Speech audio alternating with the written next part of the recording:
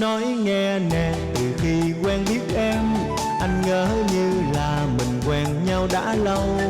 Nhớ nhung hoài nụ cười trên khóe môi, ngóng ngóng trong hoài một hình bóng dáng ai.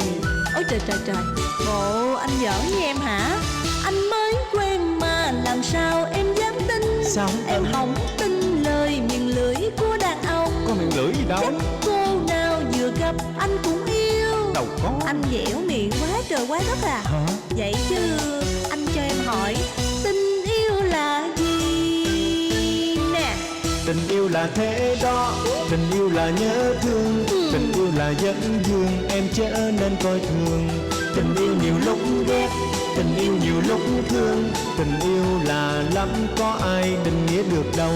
Tình yêu đừng cố kiếm, tình yêu đừng có tìm, tình yêu là duyên số do ông trời cho.